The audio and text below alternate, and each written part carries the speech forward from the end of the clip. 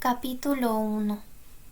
Bryony escribió la obra para la que ella misma había diseñado los carteles, los programas y las entradas, construido la taquilla con una cartulina doblada por un lado y forrado la caja de recaudación con papel crepe rojo.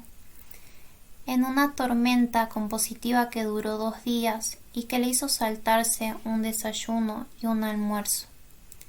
Cuando los preparativos hubieron terminado, no le quedó nada más por hacer que contemplar el borrador acabado y aguardar la aparición de sus primos del lejano norte. Solo habría un día para ensayar antes de que llegara su hermano. Por momentos gélida, a ratos tristísima, la obra refería a la historia de un alma cuyo mensaje, transmitido en un prólogo en verso, era que el amor que no asentaba sus cimientos en la sensatez estaba condenado. La temeraria pasión de la heroína Arabella por un malvado conde extranjero es castigada con el infortunio cuando ella contrae el cólera durante un avance impetuoso hacia una ciudad costera con su prometido.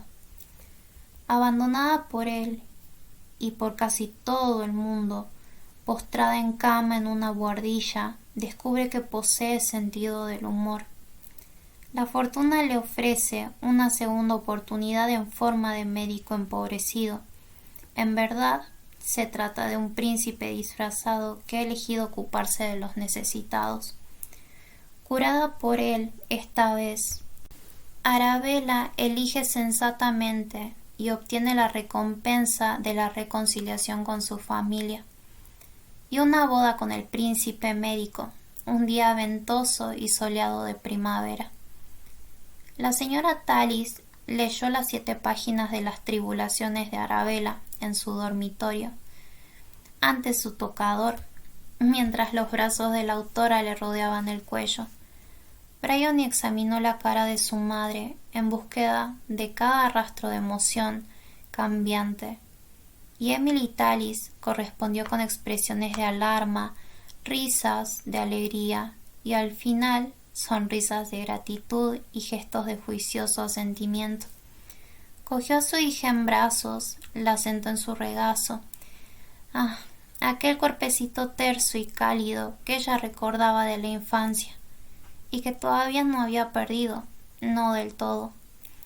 Y dijo que la obra era magnífica, y accedió al instante, cuchicheando en la tensa voluta de la oreja de la niña, a que esta palabra suya se citase en el cartel que abría en el vestíbulo, colocado sobre un caballete junto a la taquilla. Bryony difícilmente podía saberlo entonces, pero aquel era el punto culminante del proyecto. Nada igualaba aquella satisfacción, todo lo demás eran sueños y frustración. Había momentos en los anocheceres de verano, después de haber apagado la luz, en que, acurrucándose en la penumbra deliciosa de su cama docelada, hacía que el corazón le palpitase con luminosas y anhelantes fantasías, obras breves en sí mismas, en cada una de las cuales aparecía León. En una, su carota bondadosa se contraía de pena cuando Arabella estaba desesperada y sola.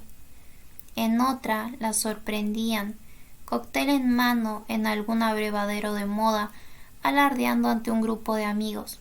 Sí, mi hermana pequeña, Bryony Tallis, la escritora.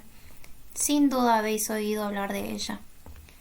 En una tercera, daba un puñetazo exultante en el aire cuando caía el telón, aunque no había telón ni posibilidad de que lo hubiera. Su obra no era para sus primos, era para su hermano, para celebrar su regreso, provocar su admiración y apartarle de su alegre sucesión de novias para orientarle hacia la clase idónea de esposa, la que le convencería de que volviese al campo, la que dulcemente pediría que Bryony oficiase como dama de honor. Era una de esas niñas poseídas por el deseo de que el mundo fuera exactamente como era, mientras que el cuarto de su hermana mayor era un desbarajuste de libros sin cerrar, ropa sin doblar, cama sin hacer, cenicero sin vaciar. El de Bryony era un santuario erigido a su demonio dominante. La granja en miniatura que se extendía a lo largo de un ancho alféizar contenía a los animales habituales, pero todos miraban hacia un mismo lado, hacia su ama, como si estuvieran a punto de cantar, y hasta las gallinas del corral estaban meticulosamente guardadas en el corral. De hecho, el cuarto de Bryony era la única habitación ordenada de todas las del piso superior de la casa. Las muñecas, con la espalda rígida en su casa de muchas habitaciones, parecían haber recibido instrucciones severas de no tocar las paredes.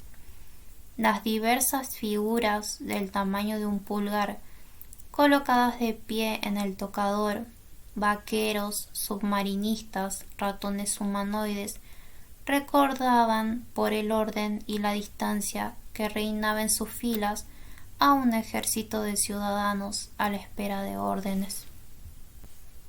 El gusto por las miniaturas era un rasgo de un espíritu ordenado. Otro era la pasión por los secretos. En un precioso buró barnizado, en un cajón secreto que se abría presionando el extremo de un ingenioso ensamblaje a cola de Milano, guardaba un diario cerrado con un broche y un cuaderno escrito en un código inventado por ella. En una caja de caudales de juguete, con una combinación de 6 números secretos, guardaba cartas y postales. Tenía una vieja cajita de hojalata escondida debajo de una tabla suelta debajo de la cama. En la cajita había tesoros que databan de hacía 4 años, desde su 9º cumpleaños, cuando empezó a coleccionar una mutante bellota doble, pirita de hierro, un hechizo para provocar la lluvia comprado en una feria, una calavera de ardilla liviana como una hoja. Pero cajones secretos, diarios bajo llave y sistemas criptográficos no le ocultaban a Bryony la sencilla verdad, que no tenía secretos. Su anhelo de un mundo organizado y armonioso le negaba las posibilidades temerarias de una mala conducta. El tumulto y la destrucción eran, para su gusto, demasiado caóticos, y en su talante no había crueldad. Su estatuto en la práctica de hija única y el relativo aislamiento de la casa Tallis la apartaban, al menos durante las largas vacaciones de verano, de las intrigas femeniles con amigas. Nada en su vida era lo bastante interesante o vergonzoso para merecer un escondrijo. Nadie sabía lo de la calavera de ardilla debajo de su cama, pero nadie quería saberlo. Nada de esto representaba para ella una congoja especial, o mejor dicho, parecía representarlo solo retrospectivamente, cuando se hubo encontrado una solución. A la edad de 11 años, había escrito su primer relato, una tontería, una imitación de media docena de cuentos populares y desprovisto, como comprendió más tarde, de ese conocimiento vital de las cosas del mundo que inspira respeto a un lector. Pero esta torpe primera tentativa le enseñó que la imaginación era en sí misma una fuente de secretos. Una vez empezada una historia, no se la podía contar a nadie. Fingir con palabras era algo demasiado inseguro, demasiado vulnerable, demasiado embarazoso para que alguien lo supiera. Hasta escribirlos ella dijo y entonces le daba escalofríos y se sentía una tonta al simular que conocía las emociones de una criatura imaginaria. Al describir la debilidad de un personaje, era inevitable exponer la suya propia. El lector no podía no conjeturar que estaba describiéndose a sí misma. ¿Qué otra autoridad podía tener ella? Solo cuando un relato estaba terminado, todos los destinos resueltos y toda la trama cerrada de cabo a rabo, de suerte que se asemejaba, al menos en este aspecto, a todos los demás relatos acabados que había en el mundo. Podía sentirse inmune y en condiciones de agujerear los márgenes, atar los capítulos con un bramante, pintar o dibujar la cubierta e ir a enseñar la obra concluida a su madre o a su padre cuando estaba en casa. Sus esfuerzos recibieron aliento. De hecho, fueron bien acogidos porque los Tallis empezaban a entender que la Benjamina de la familia poseía una mente extraña y facilidad para las palabras. Las largas tardes que pasaba consultando diccionarios y tesauros explicaban construcciones que eran incongruentes, pero de un modo inquietante. Las monedas que un maleante escondía en sus bolsillos eran esotéricas. Un matón sorprendido en el acto de robar un automóvil lloraba con indecorosa exculpación. La heroína a lomos de un semental pura sangre hacía un viaje somero en plena noche. La frente arrugada del rey era un jeroglífico de su desagrado. Bryony era exhortada a leer sus narraciones en voz alta en la biblioteca, y a sus padres y a su hermana mayor les asombraba oír a la niña apacible leyendo con tanto aplomo, haciendo grandes gestos con el brazo libre, arqueando las cejas al hacer las voces y levantando la vista de la página durante varios segundos a medida que leía, con el fin de mirar una tras otra las caras de todos y exigir sin el menor empacho la atención total de su familia mientras vertía su sortilegio narrativo. Aunque no hubiese contado con la atención, el aplauso y el placer evidente de sus familiares, habría sido imposible impedir que Bryony escribiera. En cualquier caso, estaba descubriendo, como muchos escritores antes que ella, que no todo reconocimiento es útil. El entusiasmo de Cecilia, por ejemplo, parecía un poco exagerado, quizás teñido de condescendencia y además entrometido. Su hermana mayor quería que todas sus obras encuadernadas fueran catalogadas y colocadas en los anaqueles de la biblioteca. Entre Rabindranath Tagore y Quinto Tertuliano. Si aquello pretendía ser una broma, Bryony hizo caso omiso. Ya estaba encausada y había encontrado satisfacción en otros planos. Escribir relatos no solo extrañaba secreto, sino que también le brindaba todos los placeres de miniaturizar. Se podía construir un mundo en 5 páginas, y hasta más placentero que una granja en miniatura. La infancia de un príncipe mimado podía comprimirse en media página. Un rayo de luz de luna sobre un pueblo dormido era una frase rítmicamente enfática. Era posible describir el hecho de enamorarse con una sola palabra, una mirada. Toda la vida que contenían las páginas de un cuento recién terminado parecía vibrar en su mano. Su pasión por el orden también se veía satisfecha, pues se podía ordenar un mundo caótico. Se podía hacer que una crisis en la vida de una heroína coincidiera con granizo, vendavales y truenos, mientras que las ceremonias nupciales, por lo general, gozaban de buena luz y brisas suaves. El amor al orden configuraba asimismo los principios de la justicia, en los que la muerte y el matrimonio eran los motores para el gobierno de un hogar.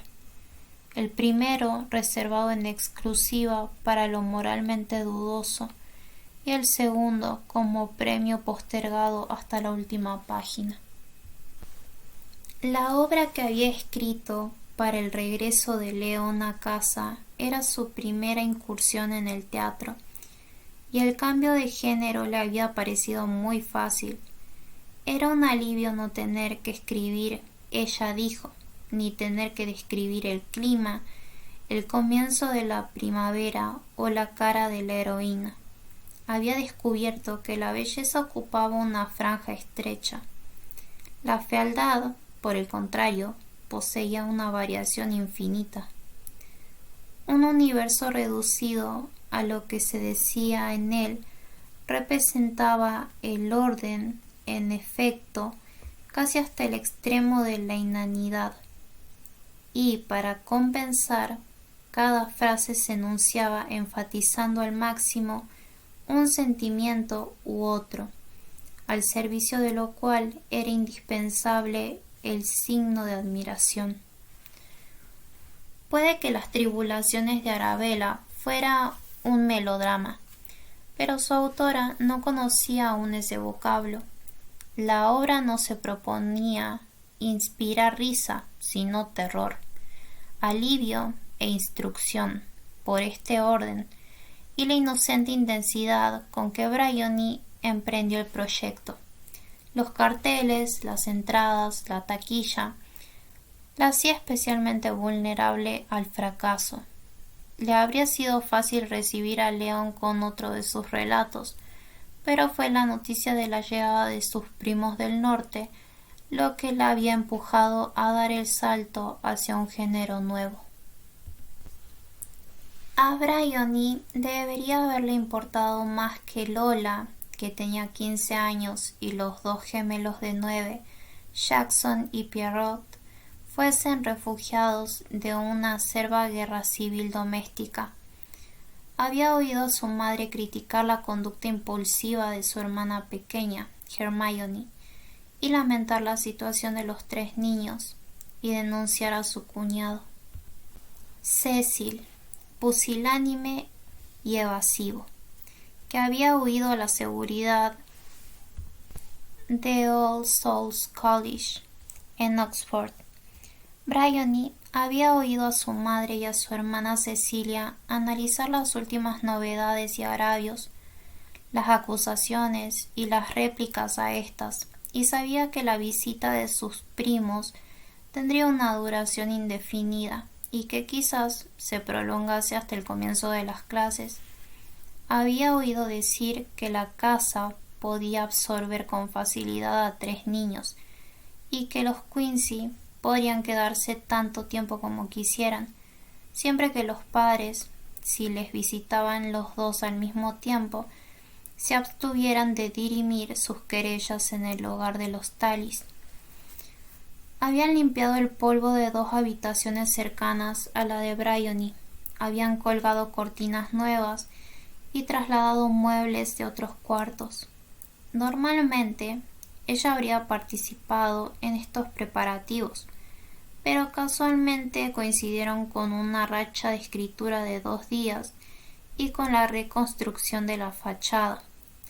Vagamente sabía que el divorcio era una aflicción, pero no lo consideraba un tema apropiado y no pensaba en ello. Era un desenlace mundano irreversible y por lo tanto no ofrecía oportunidades a un narrador. Pertenecía al reino del desorden. Lo bueno era el matrimonio, o mejor dicho, una boda, acompañada de la pureza formal de la virtud recompensada, de la emoción de la pompa y del banquete, y de la promesa del vértigo de una unión de por vida. Una buena boda era la representación inconfesada de lo que todavía era impensable: el gozo sexual. En las naves de iglesias rurales y de grandiosas catedrales urbanas, en presencia de una sociedad completa de familia y amigos que aprobaban el acto, las heroínas y los héroes de Bryony alcanzaban su clímax inocentes sin necesidad de ir más lejos.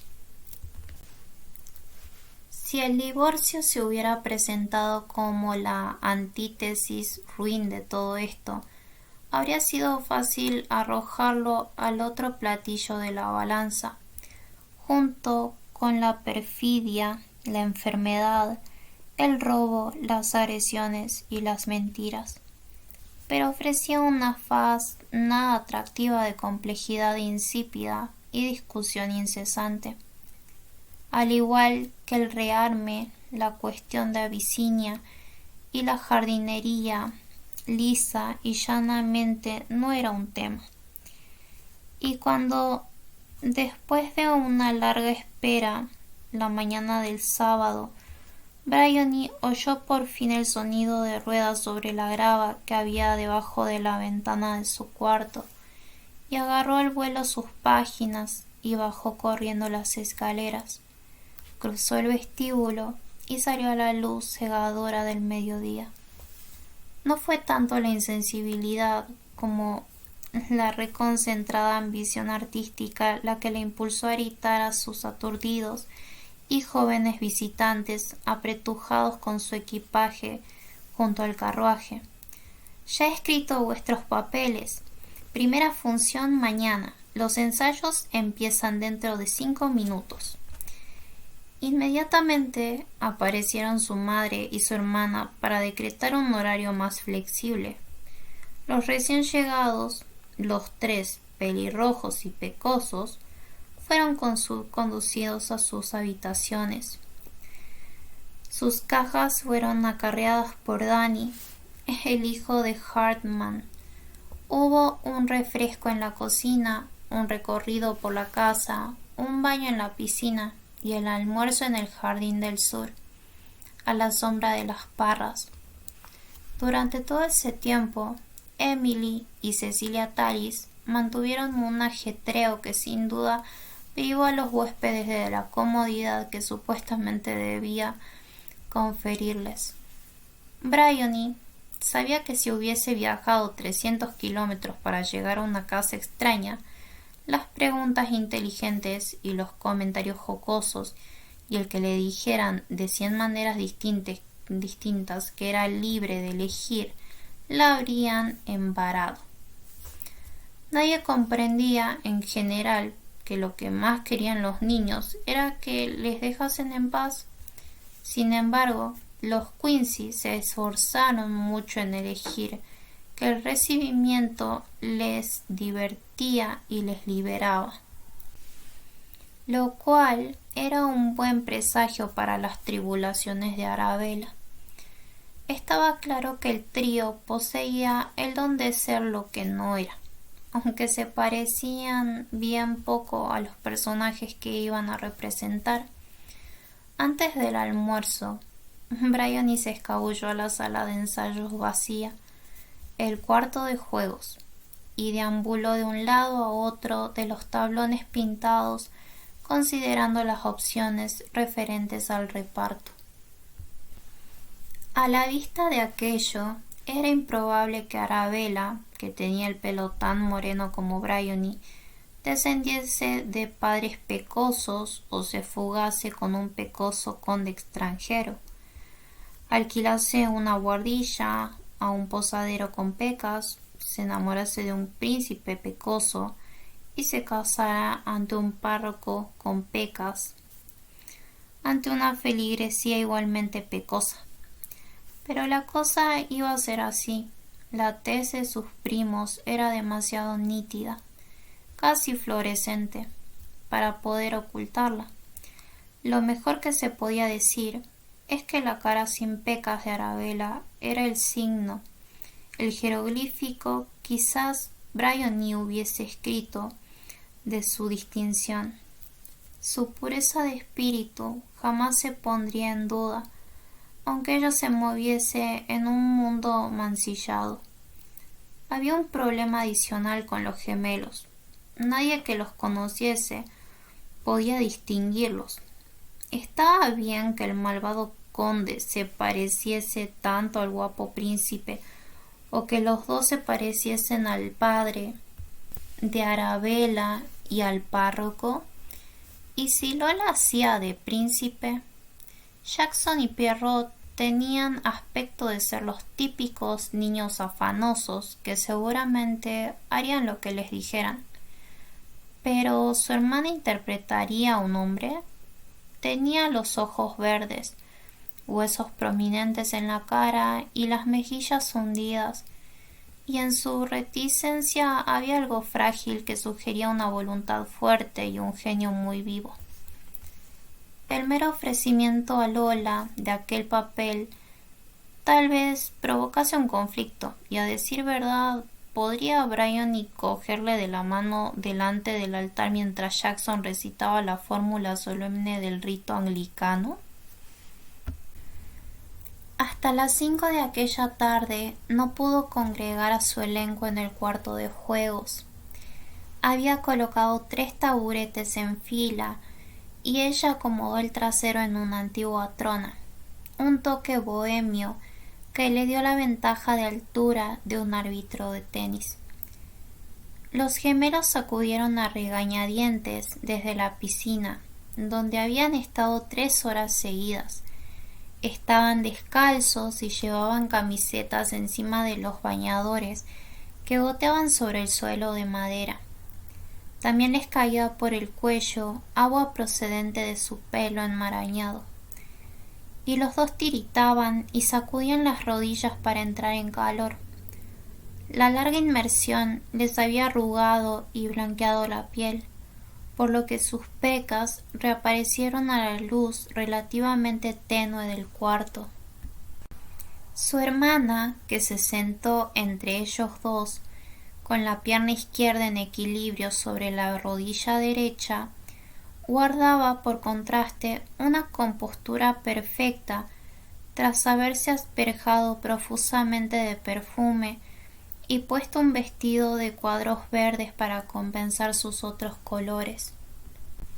Sus sandalias mostraban una pulsera en el tobillo y las uñas de los pies pintadas de bermellón.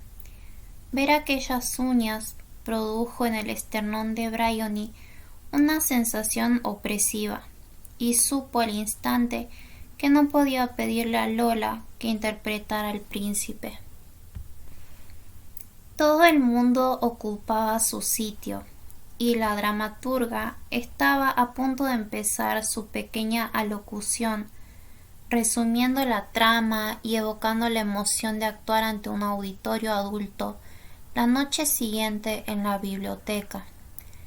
Pero fue Pierrot quien habló primero. Odio las obras de teatro y todas esas cosas. Yo también, y disfrazarme, dijo Jackson. Durante el almuerzo habían explicado que a los gemelos se les distinguía porque a Pierrot le faltaba un triángulo de carne en el lóbulo de la oreja izquierda, por culpa de un perro al que había atormentado cuando tenía 3 años.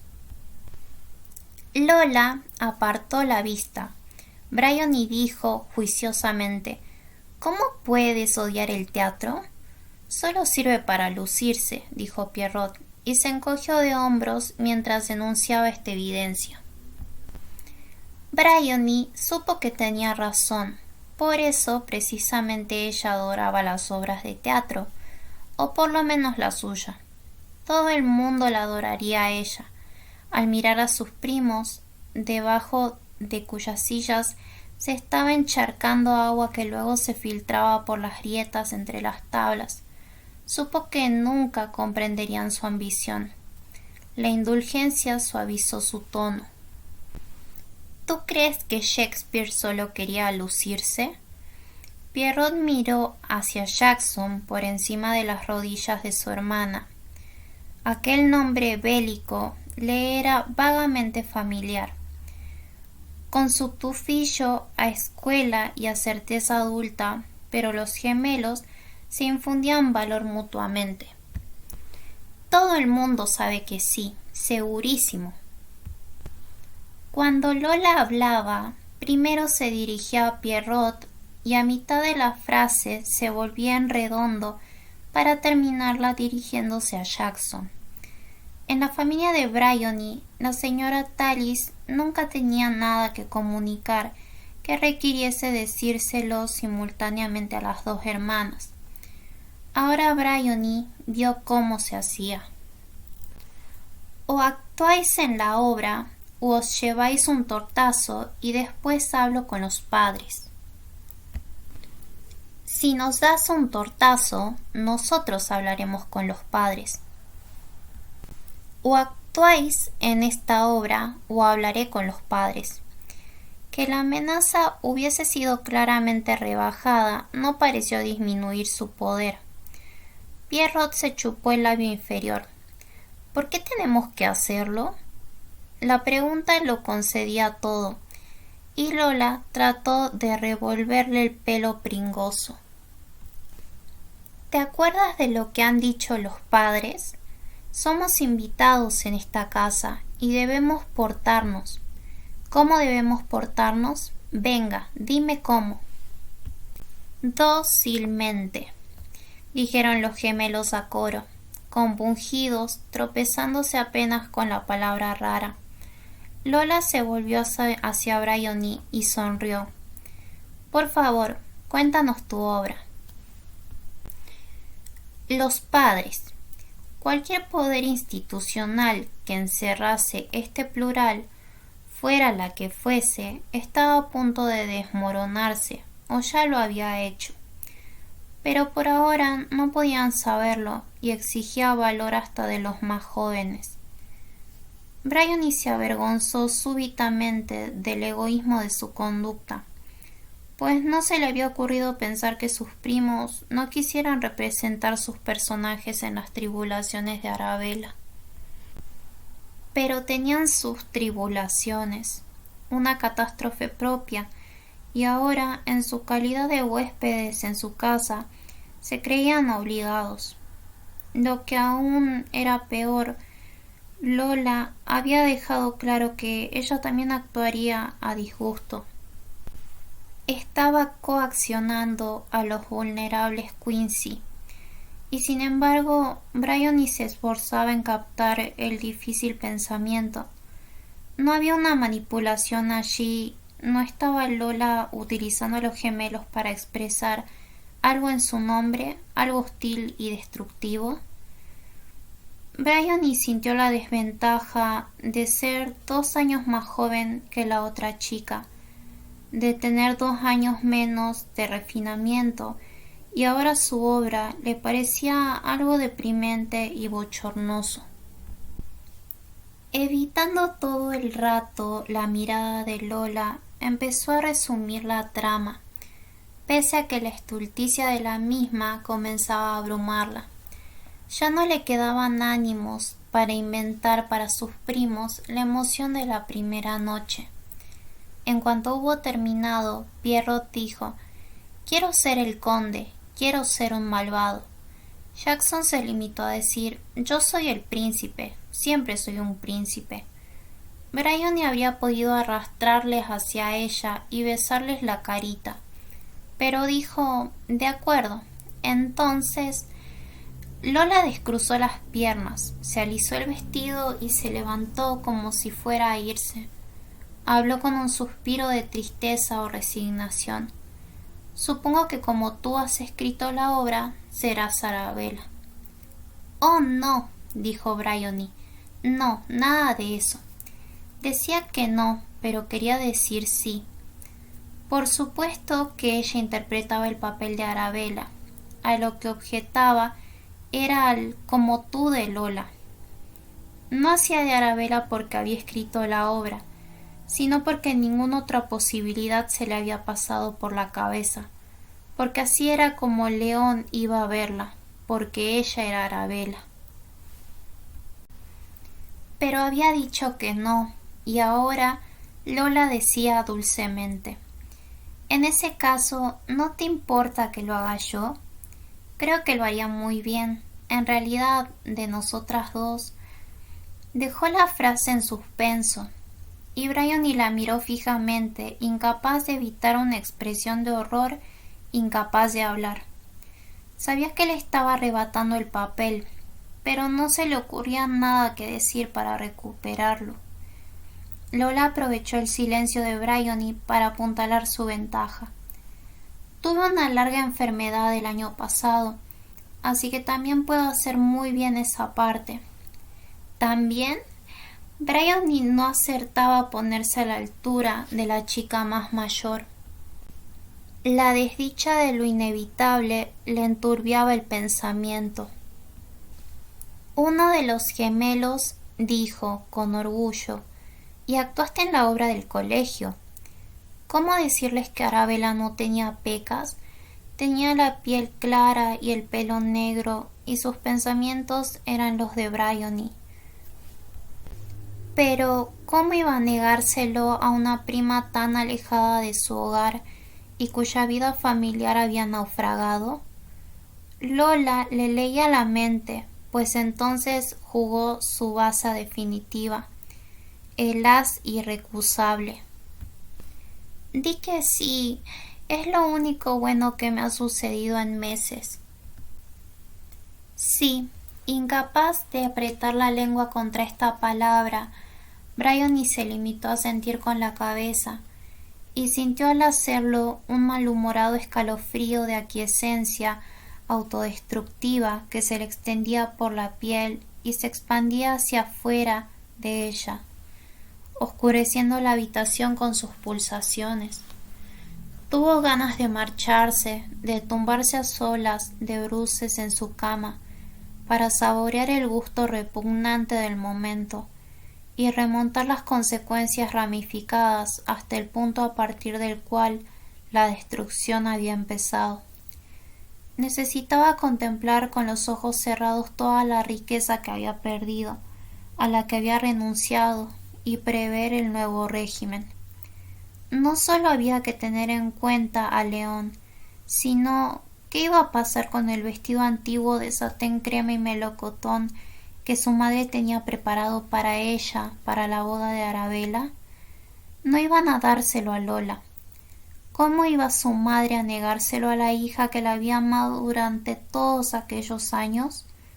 Al ver que el vestido se ajustaba perfectamente a los contornos de su prima y observar la sonrisa cruel de su madre, Bryony supo que su única alternativa razonable sería en ese caso huir, vivir debajo de setos, comer bayas y no hablar con nadie hasta que un silvicultor la encontrase un amanecer de invierno, al pie de un roble gigantesco, hermosa y muerta y descalza, o tal vez con las zapatillas de ballet de cintas rosas.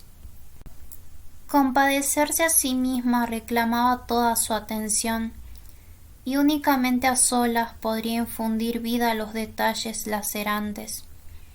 Pero en el instante en que asintió, ¿cómo una simple inclinación de cabeza podía cambiar una vida? Lola ya había recogido del suelo el bulto del manuscrito de Bryony, y los gemelos se habían deslizado de sus sillas para seguir a su hermana al espacio central del cuarto que Bryony había despejado la víspera. ¿Se atrevería a marcharse ahora? Lola deambulaba por las tablas con una mano en la frente mientras hojeaba las primeras páginas de la obra, murmurando las líneas del prólogo. Anunció que nada se perdía empezando por el principio, y ahora estaba designando a sus hermanos para que encarnasen a los padres de Arabella, y les estaba describiendo la escena inaugural como si lo supiese todo sobre ella. El progreso de la dominación de Lola era implacable, y tornaba extemporánea la piedad de Bryony por sí misma. ¿O sería tanto más aniquiladoramente deliciosa? Bryony, en efecto, ni siquiera había sido elegida para el papel de madre de Arabella, y sin duda era el momento de escabullirse del cuarto para derrumbarse de bruces en la oscuridad de la cama. Pero fue el dinamismo de Lola, su indiferencia por todo lo que no fuese su propio interés, y la certeza de Bryony de que sus propios sentimientos no serían siquiera advertidos y de que tampoco provocarían uno de culpa, lo que le dio la fuerza para resistir. Tras una vida protegida y en general placentera, hasta entonces nunca había tenido que enfrentarse con nadie. Ahora lo veía. Era como bucear en la piscina a principios de julio. Simplemente tenías que incitarte a hacerlo. Cuando se bajó de la silla alta y estrecha, caminó hasta donde estaba su prima. El corazón le aporreaba engorrosamente el pecho y le robaba el aliento. Le quitó de las manos la obra a Lola y con un tono más cohibido y agudo que el habitual dijo: «Si tú eres Arabella, entonces yo soy la directora. Muchísimas gracias» y leer el prólogo. Lola se tapó la boca con su mano pecosa. «¿Perdón?», gritó. Solo quería empezar. Como Bryony no sabía muy bien qué responder, se volvió hacia Pierrot y le dijo: «No te pareces mucho a la madre de Arabella». La contraorden al reparto decidido por Lola y la risa que suscitó en los chicos establecieron un cambio en el equilibrio de poder. Lola alzó de un modo exagerado sus hombros huesudos y se fue a mirar por la ventana. Quizás ella también luchaba contra la tentación de huir del cuarto. A pesar del combate de lucha libre que entablaron los gemelos y de que su hermana presintió la aparición de una jaqueca, el ensayo dio comienzo. Fue un silencio tenso el que se hizo mientras Bryony leía el prólogo. He aquí la historia de la espontánea Arabella, que se fugó con un tipo extrínseco. Afligió a los padres que su primogénita desapareciera del hogar para irse rumbo a Eastbourne sin su consentimiento. El padre de Arabella, flanqueado por su esposa, de pie ante las puertas de hierro forjado de su heredad, primero suplica a su hija que reconsidere su decisión y luego, desesperado, le ordena que no se vaya. Frente a él tiene a la triste pero terca heroína con el conde a su lado, y los caballos amarrados a un roble relinchaban y piafaban de impaciencia. Era de suponer que los más tiernos sentimientos del padre harían temblar su voz cuando decía: «Querida mía, eres joven y adorable, pero eres inexperta, y aunque pienses que el mundo está a tus pies, puede levantarse y pisotearte». Bryony colocó a los actores en sus sitios respectivos. Ella se aferraba al brazo de Jackson y Lola y Pierrot, cogidos de la mano, estaban a varios palmos de distancia. Cuando los chicos cruzaron las miradas, les invadió un acceso de risa que las chicas silenciaron.